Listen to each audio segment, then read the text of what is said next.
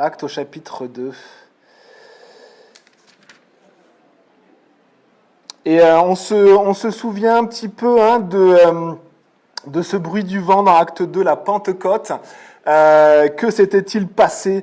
Une action de l'esprit, une action surnaturelle de l'esprit, un bruit de vent, des langues comme de feu qui sont sur chaque disciple, qui se déposent sur chaque disciple, homme ou femme, et ces gens parlent, comme le Saint-Esprit leur demande de s'exprimer, et puis au milieu de tout ça, une foule arrive.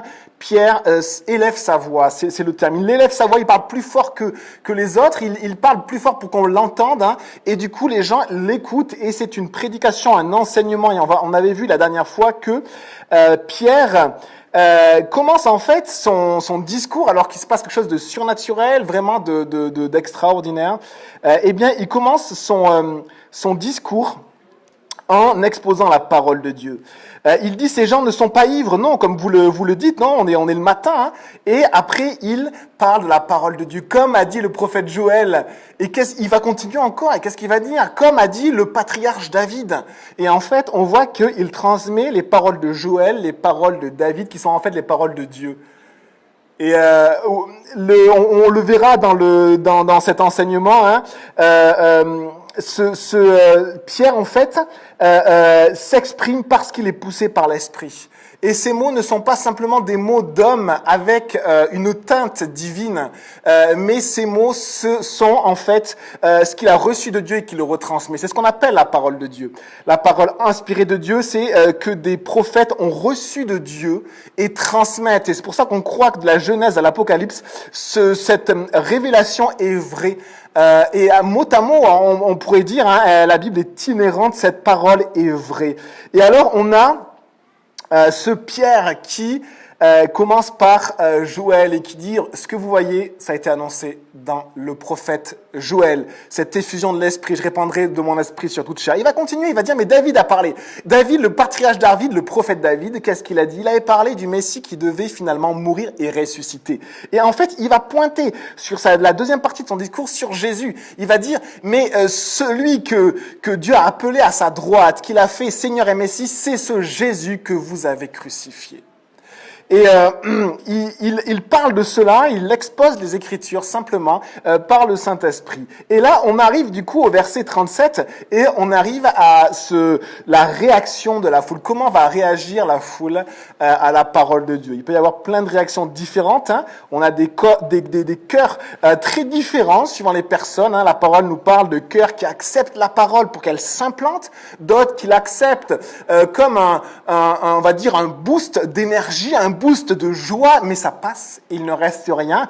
D'autres qui l'acceptent, mais c'est trop gêné par tout ce qui se passe autour de nous et dans notre cœur, et d'autres n'en prennent même pas garde. Et du coup, comment va réagir cette foule? Eh bien, lisons ensemble Acte 2 au verset 37. Je vais lire dans cette version-là, à la page 708, mais j'utiliserai aussi une autre version parce que certains termes sont mieux traduits dans une autre version. Donc on lit à partir du verset 37. Alors que Pierre avait fini en disant que toute la communauté d'Israël sache donc avec certitude que Dieu a fait Seigneur et Messie ce Jésus que vous avez crucifié.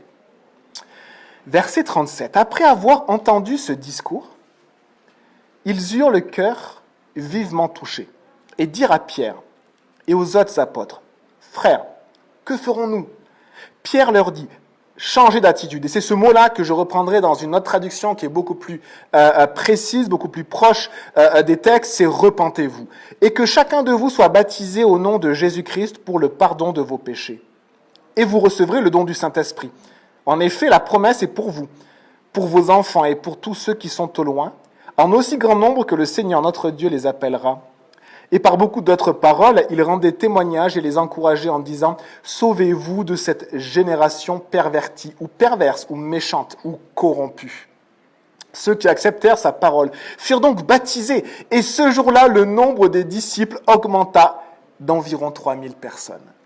On prie, Seigneur Jésus, merci pour ta parole et merci Seigneur parce que c'est la tienne. On croit vraiment que ce n'est pas simplement une parole diluée, une parole de Dieu diluée avec des paroles d'hommes, mais on croit que c'est ce que tu as voulu nous transmettre, exactement ce que tu as voulu nous transmettre, ce que tu as apporté à des hommes par le Saint-Esprit et qui l'ont transmis fidèlement, de Moïse à l'apôtre Jean. Merci Seigneur pour ta parole et là, on lit vraiment dans Acte 2, guide-nous, que ton esprit expose ta parole, révèle ta parole, enseigne ta parole à nos cœurs. On veut être instruit, on veut grandir, on veut qu'elle ait un impact dans nos vies, un impact intérieur et qui fera un impact extérieur. Merci Jésus et on te remet vraiment toutes les personnes aujourd'hui qui écoutent ta parole Seigneur. En ton nom Jésus.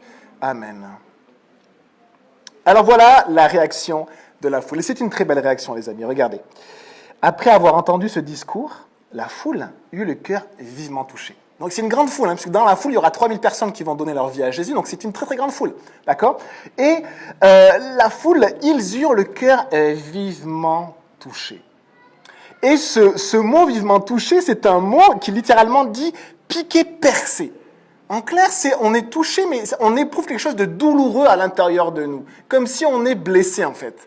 Et donc, ils entendent la parole de Pierre, et Pierre, en fait, a exposé les Écritures, a montré que Dieu avait présenté dès avant la création du monde ce Jésus est venu sur la terre, et vous l'avez crucifié, et il est mort pour vos péchés, et il est ressuscité, il est maintenant à la droite de Dieu, et ils écoutent la parole de Dieu, et ils sentent à l'intérieur d'eux comme une peine douloureuse à l'esprit, au cœur, comme si une lance avait percé leur côté.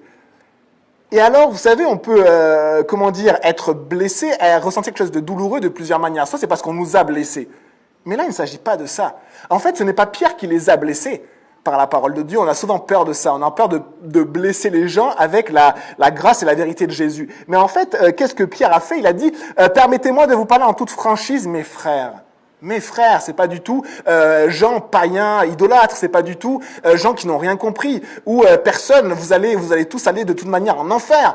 Et en fait, il dit simplement, vous êtes ma famille, parce que moi aussi je suis juif. Par contre, permettez-moi de vous exposer la vérité, la parole de Dieu.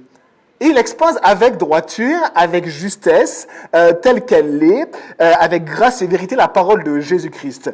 Et à l'écoute de cette parole de Jésus, eh bien, ils ressentent cette douleur, mais pas parce que quelqu'un les a blessés, mais parce que eux-mêmes, en fait, sont blessés par eux-mêmes.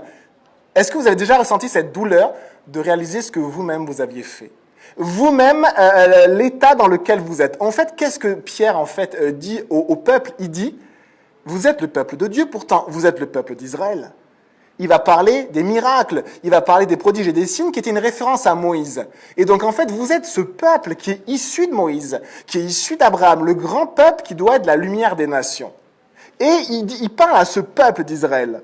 Eh bien, à ce peuple d'Israël, en fait, il leur dit quoi ? Il leur dit, vous êtes sur la mauvaise voie. Vous n'êtes pas sur la voie de Dieu. Et peut-être que c'est ce que Dieu va vous dire ce matin.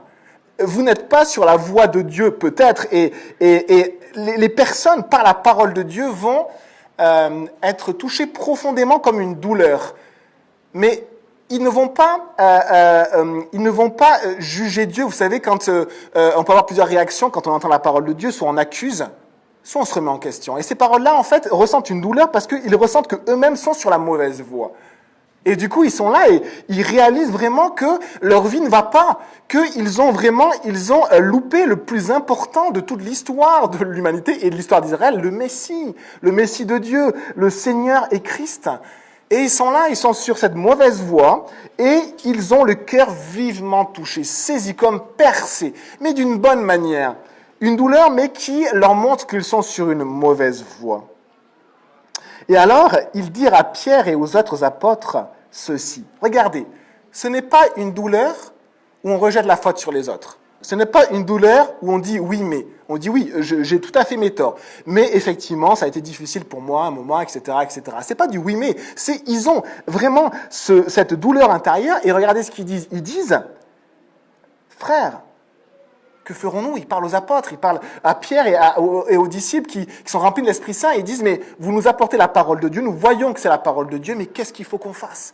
Et c'est beau parce que c'est une douleur qui amène, et on va le voir après, à la repentance. C'est-à-dire, on réalise qu'on est sur une mauvaise voie, mais on a envie de changer. Ce n'est pas simplement, tu me dis quelque chose de désagréable, et du coup, toi aussi tu peux, ou oui, mais, et non, c'est simplement moi. Moi, je regarde mon cœur, je regarde ma vie, et je suis sur une mauvaise voie, pas la voie de Dieu. Et alors, ils disent, mais qu'est-ce qu'on peut faire ? Qu'est-ce qu'on peut faire ? On est perdu, en fait, ça veut dire. On s'est perdu sur cette mauvaise voie. On a loupé le plus important que Abraham a annoncé de Adam et Ève, Abraham, David, que le Messie allait venir, et nous l'avons crucifié. Qu'allons-nous faire ? Eh bien, regardez la suite, parce qu'il y a une solution. Il y a une solution incroyable et merveilleuse que Dieu propose à chaque homme, à tous. Pierre leur dit, « Repentez-vous ». Dans votre traduction, peut-être vous avez changé d'attitude, mais on verra le mot qu'il y a derrière. Repentez-vous et que chacun de vous soit baptisé au nom de Jésus-Christ pour le pardon de vos péchés, et vous recevrez le don du Saint-Esprit. Et là, cette phrase-là, les amis, peut changer une vie entière. Peut changer une vie entière et amener une personne de son propre chemin, avec ses propres choix, avec ses propres désirs, avec sa propre volonté, à la voix de Dieu. À la voix de Dieu. Premier mot, en fait, quand les personnes sont touchées, qui disent, en fait, aux disciples, mais qu'est-ce qu'il faut faire ?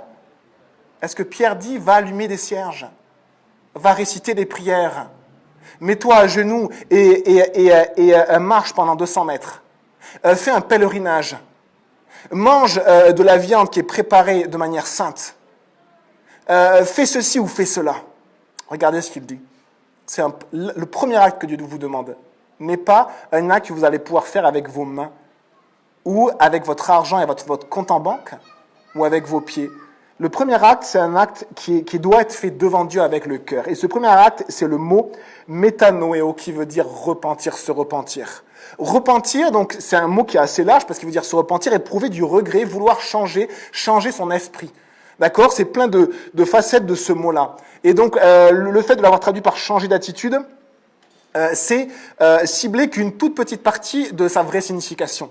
Effectivement, en fait, changer d'attitude, ça va être plutôt le résultat. Mais c'est pas ce que Dieu demande ici. Dieu ne demande pas d'aller donner la dîme. Vous comprenez ?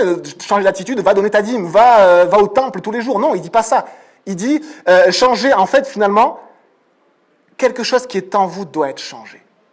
Et vous savez, il y a deux mots pour se repentir. Et on avait étudié ces deux mots, ou pour regretter amèrement. Il y a deux mots qui sont utilisés dans la parole de Dieu, dans le Nouveau Testament en grec. C'est le mot métanoéo, qu'on vient de voir, se repentir, éprouver du regret, changer son esprit.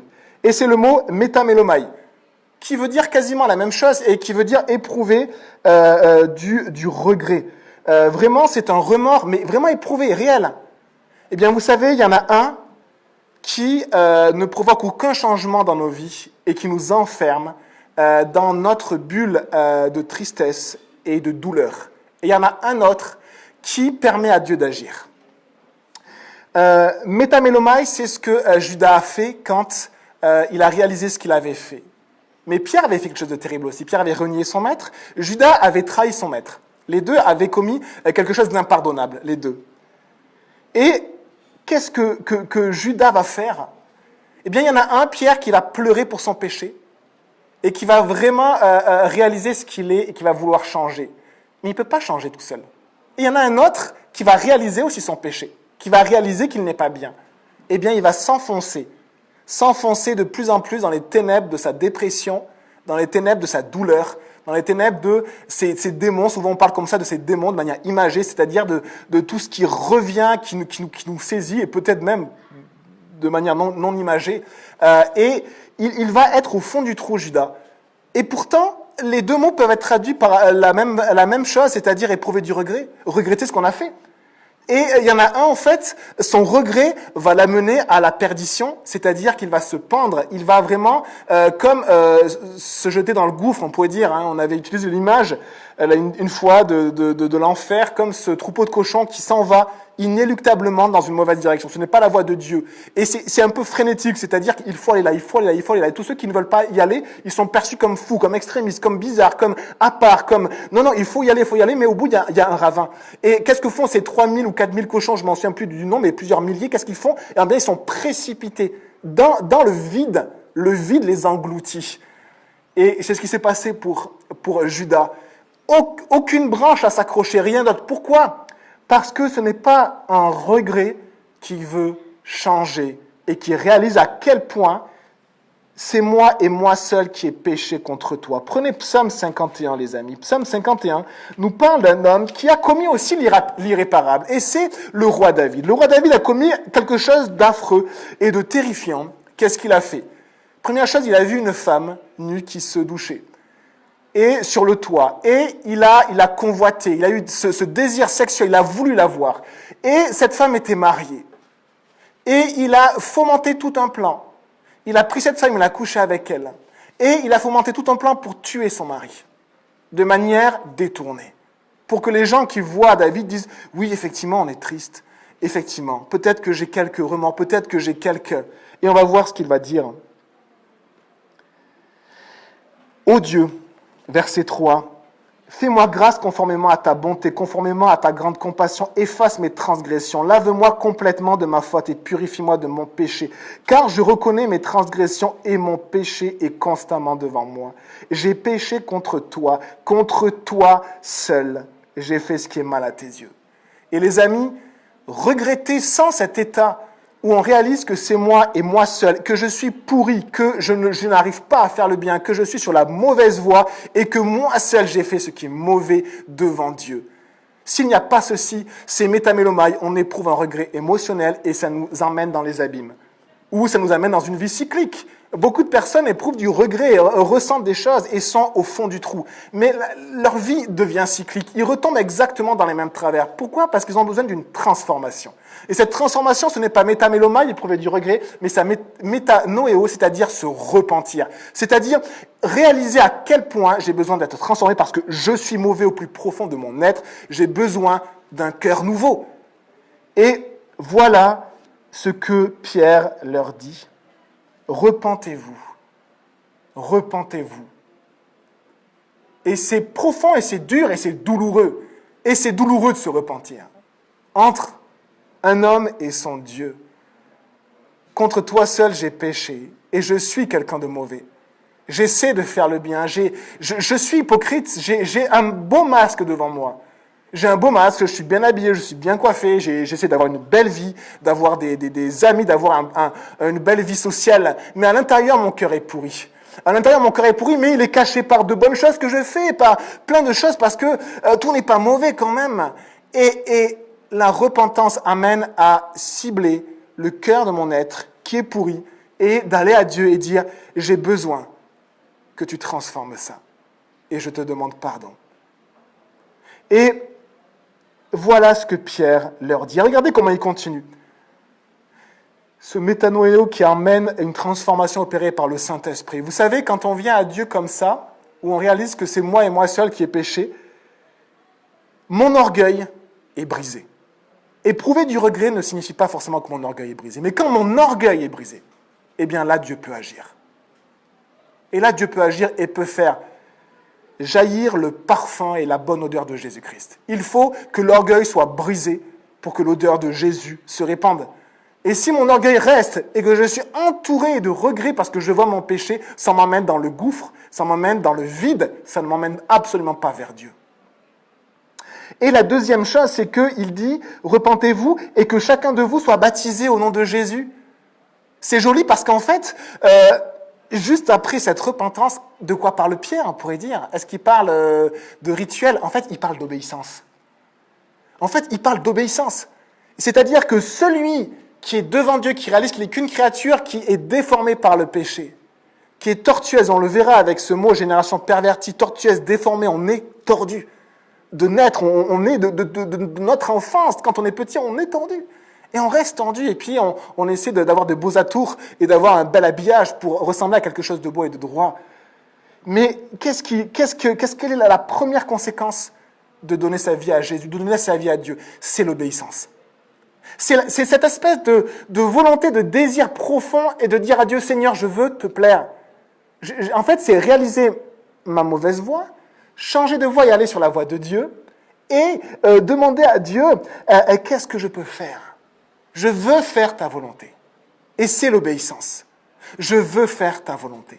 Et dans la volonté de Dieu, eh bien, Jésus l'a enseigné à ses disciples à la fin de l'évangile de Matthieu. Il y a bien sûr d'autres passages dans le Nouveau Testament. C'est le baptême. Le baptême est quelque chose à la fois de très simple, de très profond, qui est un acte d'obéissance et un acte de foi.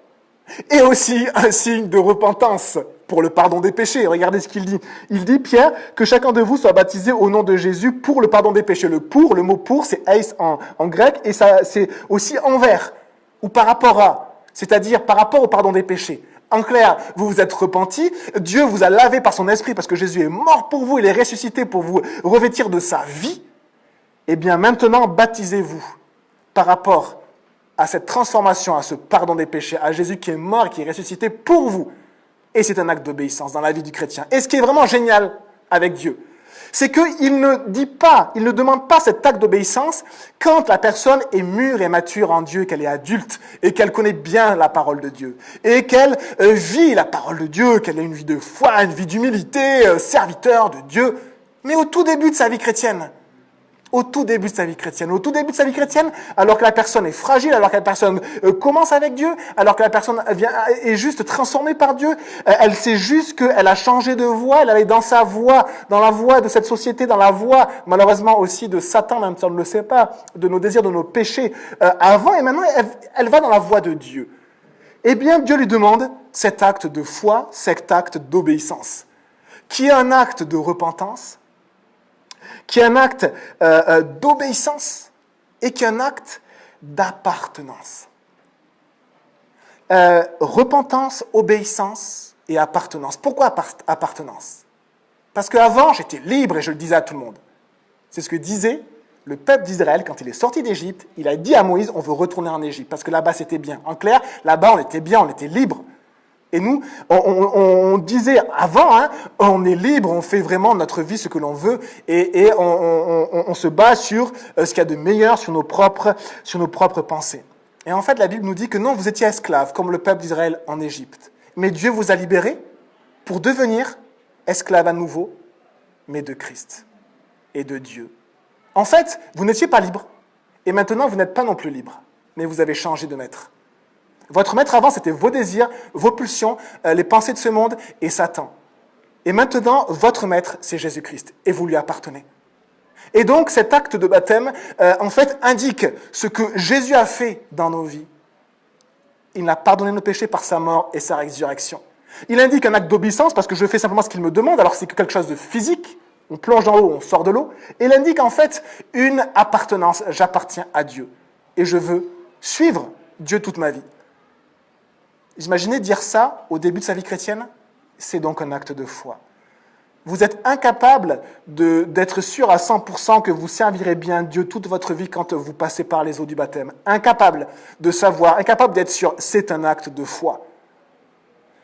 Et voilà du coup ce qu'indique Pierre. Repentez-vous et que chacun de vous soit baptisé au nom de Jésus-Christ pour le pardon des péchés, et vous recevrez le don du Saint-Esprit. Regardez, repentance avec l'obéissance, eh bien, c'est ce que la parole de Dieu appelle la conversion. La conversion, c'est changer de voie. La conversion en ski, vous savez ce que c'est? C'est qu'on est dans un sens avec ses skis et on bouge ses skis pour, aller dans l'autre sens. Ça s'appelle une conversion en ski. Eh bien, la conversion, changer de voie, c'est passer de ma voie, de la voie du monde, la voie de Satan, à la voie de Dieu. Et ça passe par la repentance et par l'obéissance. Obéissance à quoi? À Jésus-Christ et à la parole de Dieu.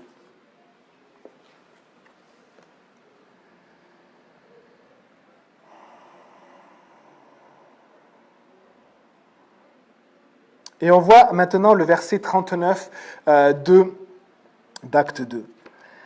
Car la promesse est pour vous, pour vos enfants, pour tous ceux qui sont au loin, en aussi grand nombre que le Seigneur notre Dieu les appellera. Ce que Dieu veut faire, il veut bénir. c'est un Dieu qui veut déverser ses bénédictions. Il le dit même dans Malachie, je crois, il dit, mais éprouvez-moi, donnez-moi votre vie, la première chose de votre cœur, ce qui a le plus de valeur pour vous. Et regardez si je n'ouvre pas les écluses des cieux, si je ne déverse pas sur vous ces eaux de bénédiction qui jaillissent et qui vont jaillir sur votre entourage. Dieu a un projet de bénédiction sur nos vies, sur vos vies, mais plus que ça, il veut bénir aussi vos enfants. Il veut bénir aussi votre entourage. Il y a des versets qui parlent que Dieu bénit jusqu'à 1000 générations. Dieu est un Dieu de bénédiction. Il veut vous bénir, il veut bénir votre famille, il veut bénir vos enfants. Il veut amener vos enfants sur le même chemin que vous, le chemin de Dieu, et on a une responsabilité en tant que parents. Juste de transmettre la parole de Dieu. Un pasteur disait, vous savez, il parlait aux gars de leur famille, et il disait, vous savez, c'est vous les pasteurs de vos familles, ce n'est pas moi. C'est vous les pasteurs de vos familles. C'est à vous d'accompagner votre famille dans la voie de Dieu. De souffrir pour votre famille. De penser les plaies. D'apporter la grâce de Jésus, l'amour de Jésus et la vérité de Dieu. Car la promesse est pour vous. Et pour vos enfants, et pour tous ceux qui sont au loin. En fait, vous imaginez, Pierre, il a une grande foule tout autour de lui. On ne sait pas exactement où il était géographiquement à Jérusalem, mais il a une grande foule autour de lui, peut-être sur l'esplanade du temple, peut-être dans des rues ou sur une place. Mais il a ces milliers de personnes. Et il parle en fait à des Juifs. Autour de lui, il y a que des Juifs. C'est-à-dire le peuple d'Israël, celui qui est issu d'Abraham, celui qui est issu de Moïse, celui qui est issu de David. C'est vraiment le peuple de Dieu, le peuple d'Israël qui était censé briller pour les nations. Et Pierre leur dit, vous êtes sur une voie, une mauvaise voie. Vous êtes complètement trompés. Acceptez Jésus et revenez dans la voie de Dieu. Mais regardez, pour vous et vos enfants, il parle en premier pour les Juifs, et il dit aussi, on pourrait dire, pour ceux qui sont au loin et leurs enfants, on pourrait dire, c'est-à-dire pour ceux qui sont au loin, c'est-à-dire les non-juifs. Et on voit que cette promesse est faite pour ceux qui sont issus d'Abraham, ceux qui sont issus de Jacob, mais qu'elle s'élargit à tous ceux qui vont venir à Dieu avec ce cœur de repentance, ce cœur brisé, cet orgueil brisé. Parce que Dieu résiste aux orgueilleux, les amis. Et vraiment, prenez-y garde, il y a des versets du Nouveau Testament, pas que de l'Ancien Testament, qui disent, vous savez, le peuple d'Israël, il a été sauvé. Il a été sauvé d'Égypte. Eh bien, des milliers ont péri dans le désert, par leur idolâtrie, par leur immoralité sexuelle, par leur mauvais désir, par leur jugement et leur critique. Des milliers, des dizaines de milliers. Et donc Dieu résiste réellement aux orgueilleux, mais il fait grâce aux humbles. Et il veut déverser ses bénédictions sur nous, sur nos enfants, sur les personnes qui sont autour de nous.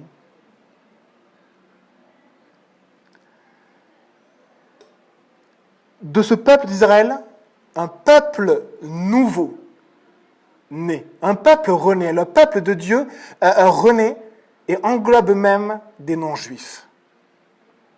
Et il dit, en aussi grand nombre que le Seigneur notre Dieu les appellera. Appeler, c'est proskaleomai, ça veut dire appeler à soi. Quand Jésus dit aux disciples qu'il appelle une personne, c'est le même mot. Mais c'est aussi inviter. Dieu invite un grand nombre de personnes personnellement. Et regardez, la promesse, elle est pour tous, il est marqué, et Dieu appelle un grand nombre. Et on le voit que c'est présent dans la parole de Dieu. L'évangile est proclamé à tout le monde est invité. Tout le monde. Et Dieu va frapper à la porte d'un grand nombre, à la porte du cœur d'un grand nombre. Selon ses plans, selon sa volonté. Est-ce que ce sont les gens parce qu'ils ont un désir de vérité, un désir de Jésus parce qu'ils ont souffert? C'est selon la volonté de Dieu. Et dans ce grand nombre auquel Dieu va frapper, eh bien, il y a un groupe qui va demeurer fidèle et qui va obéir à Dieu. L'évangile est proclamé à tous, Dieu appelle un grand nombre, et il y a des personnes qui restent fidèles. Et ces personnes-là, vous savez comment la Bible les appelle? Ceux qui sont choisis, ceux qui sont élus. Est-ce que vous voulez être choisis par Dieu? Obéissez à la parole, obéissez à la vérité, obéissez à Dieu. Dieu nous appelle, Dieu vous appelle, et Dieu vous invite.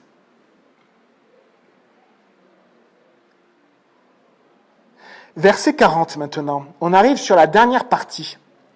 Et par beaucoup d'autres paroles, il rendait témoignage et les encourageait en disant « Sauvez-vous de cette génération pervertie. Cette génération qui est tordue et qui est sur la mauvaise voie et qui veut y rester. Et donc, les termes qui sont employés là, donc première chose, c'est qu'on réalise qu'après ce premier début de l'enseignement qui nous est rapporté, Pierre va continuer à partager des choses qu'il a à cœur par la parole de Dieu, par le Saint-Esprit. Et ce qu'il partage en fait, en lien avec les Écritures, eh bien, c'est qu'il rend témoignage, mais c'est aussi ce mot d'annoncer, transmettre ou de supplier devant Dieu. C'est-à-dire, c'est comme s'il supplie les gens. Il est pris vraiment avec tout son amour d'aller dans le chemin de Dieu. Et le deuxième mot qui est employé, c'est encourager ou exhorter. Exhorter, c'est parler avec la parole de Dieu, avec la consolation intense, avec l'enseignement de Dieu. Et c'est aussi prier une personne devant Dieu de faire la bonne chose. Et donc je vous prie effectivement, simplement, devant Dieu de faire la bonne chose. Dans ce que Dieu met devant vous et vous demande de faire, la repentance et l'obéissance, c'est que la parole appelle la conversion. On change de voie, on appartient à Dieu. On appartient à Dieu. Dieu est notre Seigneur. Et ça se voit. Mais pour que ça se voit, il faut obéir à Dieu. Il faut obéir à Dieu, sinon on a beau avoir un masque de chrétien, les amis, nos fruits sont véreux et pourris. Un goût sucré au début, un goût de Jésus, et en fait un goût pourri parce qu'on n'obéit pas et il y a du péché en nous. Ces deux termes, rendre témoignage et encourager ou exhorter, sont des paroles d'invitation, des paroles qui ont des implications. C'est pas simplement « voici un beau poème de George Sand ou de je ne sais qui ». C'est des paroles qui invitent à un changement. Et regardez comment il invite cette phrase qui nous est rapportée dans tous ces encouragements, c'est « sauvez-vous de cette génération pervertie ». Et il y a tellement d'implications dans cette phrase. Les deux mots qui sont employés dans perverti dans la Bible, déjà Jésus les emploie, il reprend presque une parole de Jésus, génération perverse, méchante et perverse, Jésus dit, ou incrédule et perverse. Eh bien ici, cette génération, c'est-à-dire ce monde, eh bien il est perverti. Le mot c'est scolios. Scolios, ça veut dire tortueux ou tordu. Ce monde est tordu. Ce monde n'est pas droit. Ce monde est déformé. Cette génération est déformée. Et on a besoin de sortir de cette génération, pas pour aller dans un monastère, mais de sortir de cette génération pour changer de voie. On a besoin de changer notre manière de penser, métanoéo. On a besoin de changer même notre manière de vivre dans l'obéissance à la parole de Dieu. Et on a ce côté d'être déformé. On a un autre mot, diastrépho, qui est traduit exactement par aussi perverti, mais qui est aussi parle de déformé, détourné, mais c'est plus par choix. C'est-à-dire cette génération, et c'est le mot que Jésus va employer, cette génération qui choisit de se déformer, de se pervertir, d'aller loin de Dieu, de ne pas obéir à la parole de Dieu. Elle le choisit, et ces deux mots, c'est les deux mots qui caractérisent notre génération et nous-mêmes. C'est-à-dire, nous sommes tordus par naissance et nous sommes tordus par choix. Nous sommes corrompus par naissance, on est tordu et un bébé même qui naît, ce qui est impressionnant, c'est que son corps est tordu. Et même la naissance est tellement compliquée que son corps est tordu, il se remet en place. Et des fois, on fait des séances d'ostéopathie pour les nouveau-nés, ils ont carrément le crâne tordu. Eh bien, la Bible dit, c'est pareil pour votre âme et pour votre cœur. Vous naissez tordu, avec un cœur qui est déformé. Aucune séance d'ostéopathie ne pourra le remettre, si ce n'est Jésus-Christ, qui est mort et ressuscité pour vous. Et voilà ce qu'il dit, sauvez-vous de cette génération perverse. Mais ça a tellement d'implications, ça veut dire d'arrêter de pratiquer le péché que l'on fait, d'arrêter de pratiquer ce que la Bible appelle péché, appelle mauvaise voie, appelle perverti, appelle mauvaise chose, et parfois appelle même abominable, c'est-à-dire qu'on se livre au péché. Ce que la société appelle indépendance, eh bien la Bible l'appelle péché, indépendance de Dieu. Et sauvez-vous, ça veut dire finalement arrêter, changer vraiment notre manière de faire, c'est-à-dire à un moment donné dire ça, j'arrête parce que je veux aller sur la voie de Dieu, parce que Dieu dit autre chose dans sa parole.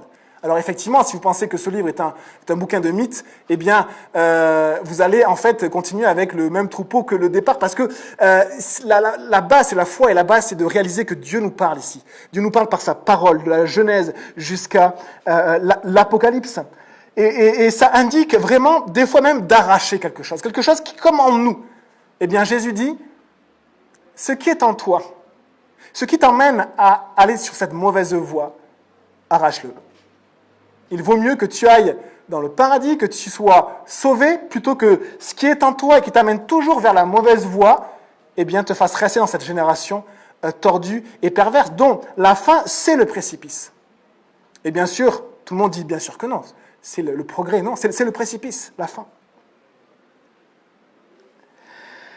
Ta parole est une lampe à mes pieds et une lumière sur mon sentier. La boussole pour notre nouvelle voie et notre nouvelle vie, c'est la parole qui sort de la bouche de Dieu, transmise par les prophètes et les apôtres, de Moïse jusqu'à l'apôtre Jean. Verset 41, ceux qui acceptèrent sa parole furent donc baptisés. En ce jour-là, le nombre des disciples augmenta d'environ 3000 personnes. Regardez les termes que emploie la parole de Dieu. Accepter la parole. Dieu frappe, Dieu invite, Dieu appelle. Et il y est marqué, regardez, accepter sa parole. On pourrait dire, mais ils ont accepté la parole de Pierre. Mais désolé de vous dire que non. Pourquoi ? Accepter, ce mot, ça veut dire accepter ce qui est offert. Pierre n'a pas offert quelque chose qui lui appartenait. Il a offert quelque chose qui venait de Dieu. Et cette parole, c'est ce qu'on appelle la parole inspirée par l'Esprit. Et inspirée par l'Esprit, les amis, toute cette parole, et dont la parole de Pierre, ce n'est pas une parole où il faut aller creuser et chercher parce qu'il y a quelque chose de beau qui va nous faire du bien, parce qu'il y a quand même quelque chose de Dieu. Non, c'est une parole que Dieu a transmise à ses prophètes et à ses apôtres, littéralement transmise. Dans toute la Bible, vous avez les hommes de Dieu qui disent « Ainsi parle l'Éternel ». Un grand théologien disait qu'il y a très peu de choses finalement qui viennent vraiment de Dieu dans la parole de Dieu. Et donc il était vraiment libéral. Libéral, il prenait vraiment de la distance. Et moi je vous dis juste que c'est faux. Parce que dans toute la Bible, les prophètes disent « Ainsi dit l'Éternel » et ils citent exactement mot à mot ce que Dieu leur a dit. Du début jusqu'à la fin, la parole de Dieu vient réellement de Dieu. Ce n'est pas qu'une parole qui a été transmise comme on peut. Non, c'est la parole presque dictée par Dieu à ses prophètes et à ses apôtres et qu'eux-mêmes ont transmise fidèlement. Et on a en 1000 ans d'histoire un exemple très frappant. On a un texte qui date de moins 300 et le même texte qui date de plus 800. Et on voit qu'il n'y avait pas de changement entre 1100 ans d'écart. Et pourquoi ça ne serait pas... Et on croit, nous, que c'est exactement 1000 ans avant que c'était la même chose, et 1000 ans avant que c'était la même chose, que cette parole a été transmise fidèlement par les apôtres et les prophètes, et que c'est la parole de Dieu qui vous invite à prendre la voie de Dieu, à arracher ce qui n'est pas de Dieu, à changer de voie si vous n'êtes pas sur la voie de Dieu. Ceux qui acceptèrent la parole, regardez, accepter ce qui est gratuit. La parole de Dieu, c'est comme le don de Dieu pour le monde. C'est vraiment le don de Dieu, c'est ce qui est gratuit, accepter la parole de Dieu. Et ceux qui l'acceptent, qu'est-ce qu'ils font ? Eh bien, leur premier acte, finalement, c'est d'obéir. D'obéir et puis, simplement, ils se font baptiser parce que Jésus l'a demandé simplement. Et donc, repentance et obéissance. Et ce sont des gens qui se convertissent à Dieu, qui changent de vie. Et il y en a 3000. Les amis, maintenant, on va...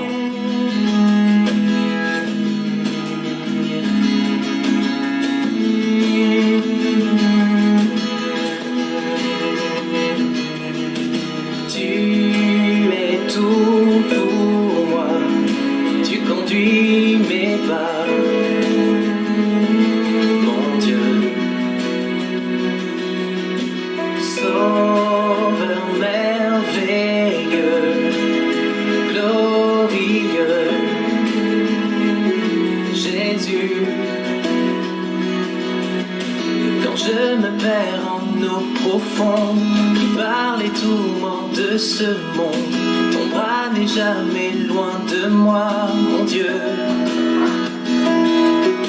Un mot, un regard de ta part, une percée dans mon brouillard. Tu me ramènes dans tes voies, Jésus. Tu es tout pour moi, tu conduis mes pas.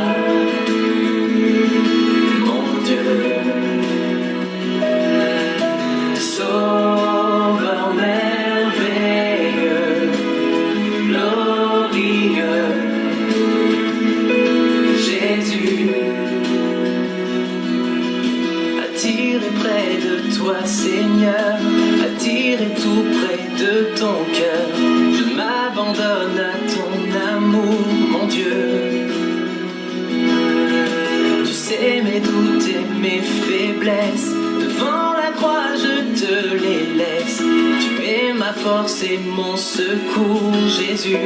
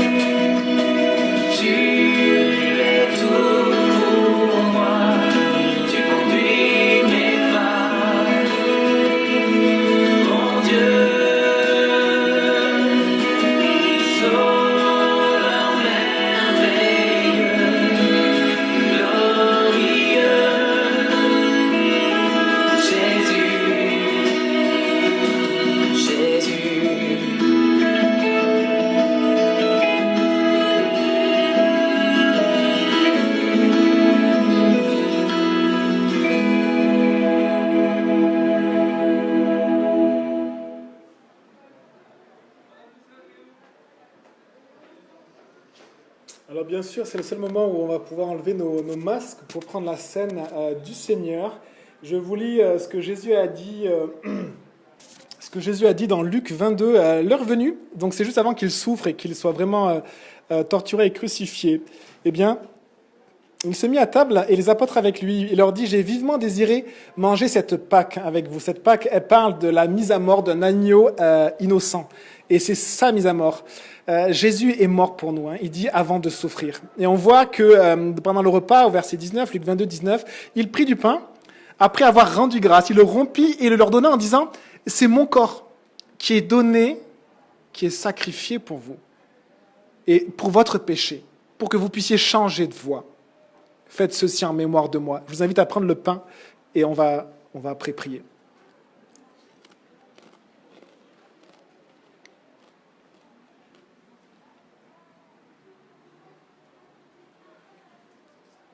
Seigneur Jésus, merci pour ce pain que tu nous donnes. C'est ton corps qui est crucifié pour nous, qui a été maltraité pour nous, qui est mort.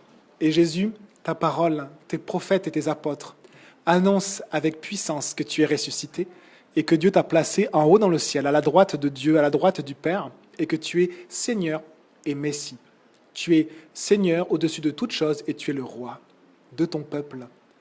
Merci Jésus, merci pour ta mort, merci de nous pardonner nos péchés, pardonne-nous pour nos péchés, transforme nos vies, amène-nous à la repentance, amène-nous à la conversion, amène-nous à l'obéissance Seigneur, l'obéissance de ta parole, des chrétiens remplis de l'Esprit de Dieu, et vous recevrez le Saint-Esprit.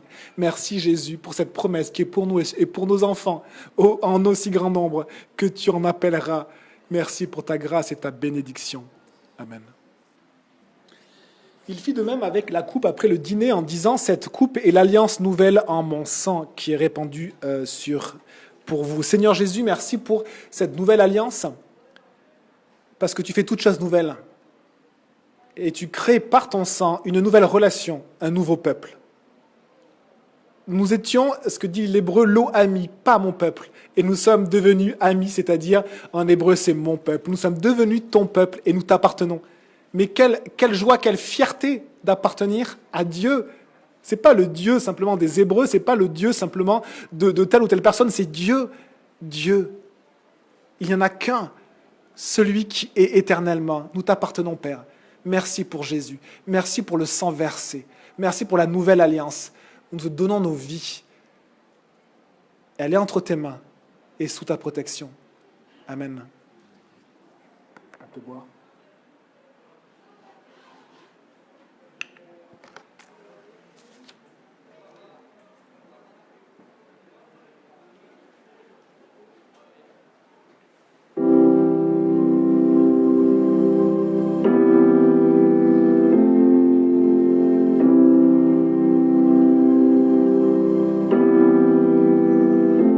Je songe à l'infâme croix où Jésus fut meurtri pour moi. Je vois ses mains, ses pieds percés, mon sauveur au bras attaché. Son corps lié, de larmes trempées, dans le tombeau fut déposé, l'entrée scellée d'une lourde pierre. Le Messie seul était laissé.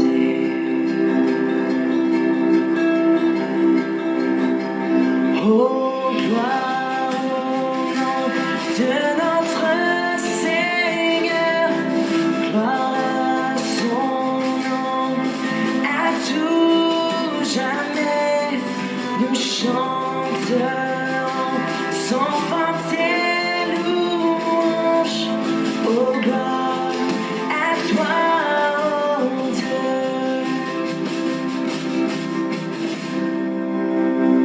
Mais au matin du troisième jour, le Fils des cieux est ressuscité. La mort n'est plus, elle est vaincue. Les anges acclament Christ notre roi.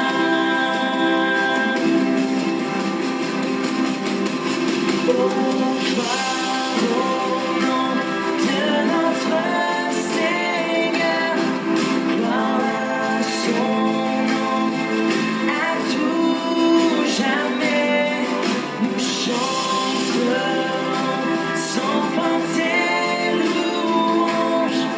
Oh, gloire à toi, oh Dieu.